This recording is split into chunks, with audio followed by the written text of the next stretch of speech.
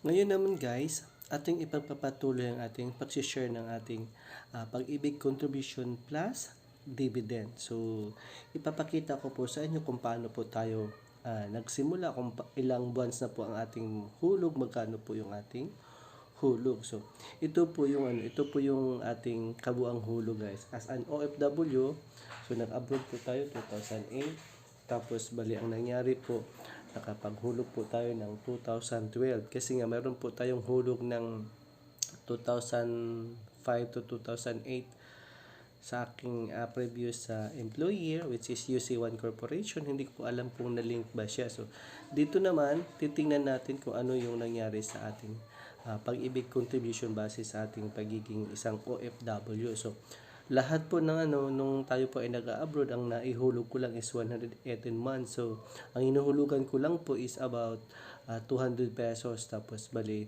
nagtaas siya ng nagtaas gawa ng meron tayong kinukuhang housing loan. So, nagtaas po siya ng nagiging 600, nagiging 800, tapos meron din tayong almost 2 years na lapses. So, ang ginagawa ko po para lang ma-recover natin yung mga lapses natin, ma-recover natin yung hindi nahulugan. So, nilakihan ko po yung aking hulog. Nagiging 1,000 pesos po yung aking monthly. So, ang kagandahan lang po ng ating paghuhulog ng pag-ibig contribution, pwede po tayong maghulog ng taunan. So, or kahit 2 taon pwede rin.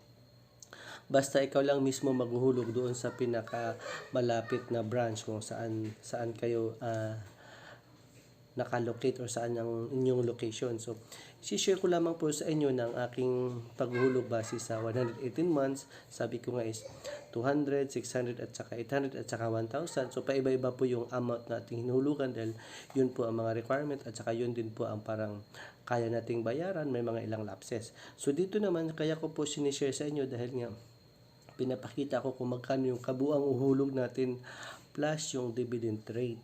So nung last time akong nag-check, may ilang year na parang walang lumalabas na income or walang dividend rate. So ngayon naman, good news dahil nga pumasok na. So ang kabuang hulog ko is 72,600 sa loob ng 118 months. So 2 buwan na lang para mag-eksaktong 10 years na siya bali. So ngayon naman, nagkaroon po tayo ng dividend na 15,000 plus sa loob ng let's say 10 years.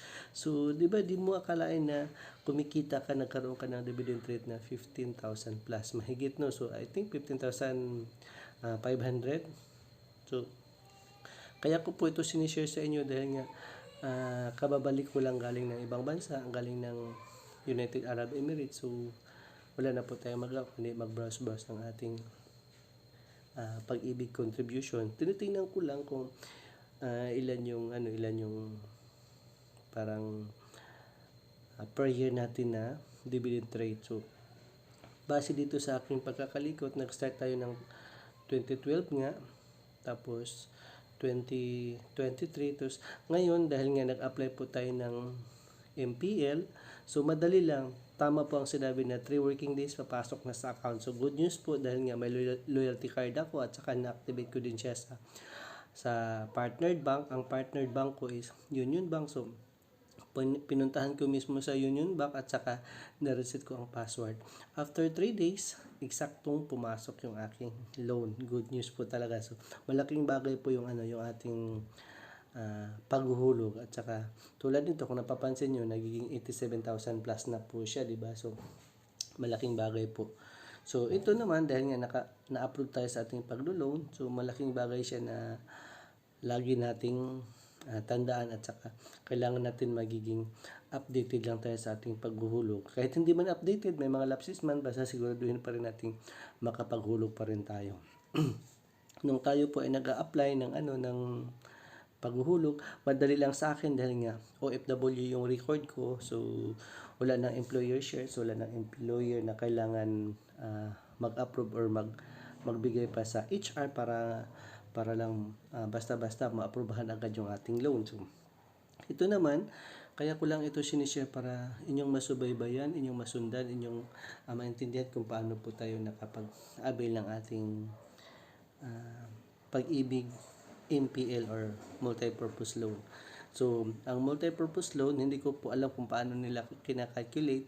Nag-check lang po sila. Pagka-check nila, sinasabi nila na entitled po tayo na mag-loan ng ganito kalaking amount. Malaki man, base sa yung contribution. So, good news nga dahil nga nakapag-loan po tayo. So, ito naman, ang pinapakita ko po sa inyo. So, kung inyo po nagustuhan, paki-follow, paki-like, paki-share, and don't forget to click the notification para mas magiging updated pa po kayo sa ating mga susunod na video. Jinjuana Patindol po. So, sa ating pagpapatuloy, kasi sabi ko nga may mga ilang update po tayo sa ating mga nakaraan. Thank you for watching. Stay safe, God bless, and bye-bye. See you next time.